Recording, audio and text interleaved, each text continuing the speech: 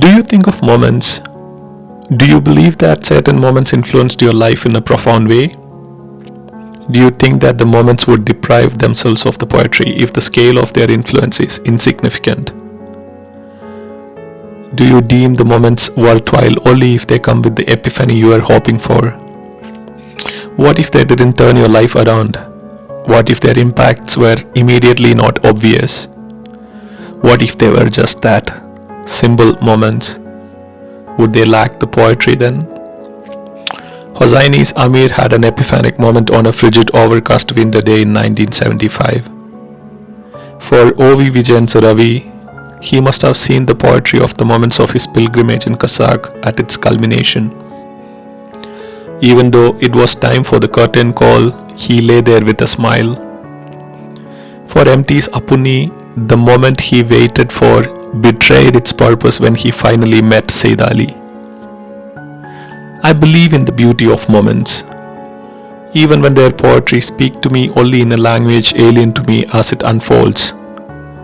I believe in the poetry of the moments that were only narrated to me. I believe that there is poetry. Standing here on this watchtower, experiencing one of the most splendid sunsets of my life, I contemplated about the poetry of moments. M.T. Sir's wisdom about the dreams that we traded for surviving the business of life echoed in my ears. Despite the convictions of younger self, I became aware of the joys of little moments that I inadvertently let go of. Yet, I stand here patiently, while the camera rolls on for more than half an hour, capturing the beauty of this moment. I told myself that patience has been one of the virtues I have modestly succeeded in practicing. I have been patient in my life, with situations, with circumstances, and with people. However, have I been patient with myself? How much have I forgiven myself? I do not know. This moment reminds me of the little joys once again. It takes me on a pilgrimage through the forgotten lanes of the memories. Characters raise their head to throw a glance at me from either sides. Even as I take this stroll, I think to myself that moments are in reality portals. I like to think that each portal opens to two destinations. One is familiar. The road looks familiar, characters seem familiar, experiences seem familiar. As you journey further, you realize that the road leads back to the past, to nostalgia. Irrespective of what a reality might be, you might find comfort in the familiarity. The other destination, on the other hand, doesn't seem familiar. You are not sure what to make of the scenes flashing in front of your eyes. Your irrational mind shows you the possibilities of what lies ahead. Yet, seldom do we put that feet forward in that moment. The discomfort of uncertainty trumps the rationality. We look back at the other destination instead. We romanticize nostalgia. I stand here still, contemplating the journey of the two spores in Kazakh, the spores that stood over the ridge overlooking the valley of Chedli. They too had found a moment. They too found themselves at the portal. And narrates the author. Long before the lizards, before the dinosaurs, two spores set out on an incredible journey. They came to a valley bathed in the placid glow of sunset.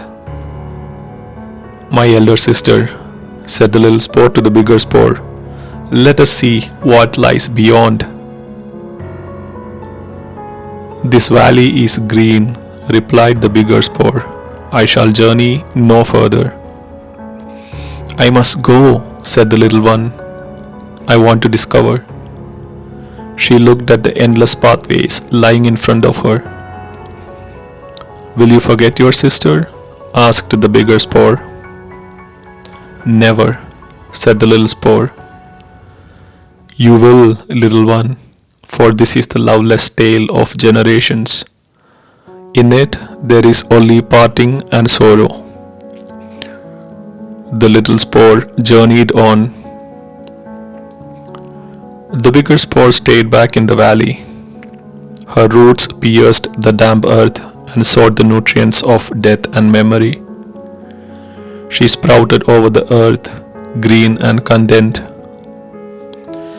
A girl with silver anklets and eyes prettied with surma came to Chetali's valley to gather flowers. The champaka tree stood alone, efflorescent, serene. The flower gatherer reached out and held down a soft twig to pluck the flowers. As the twig broke, the champaka said, "My little sister, you have forgotten me." I continued to contemplate. Do either destinations make sense without the existence of the other? Aren't they complementary? The journey of Champaka makes sense only if her little sister comes to pluck her flowers. Likewise, the little one's journey makes sense only if there stands a Champaka waiting for her. For me, this moment is a foundation for what I shall build at the other end of the portal.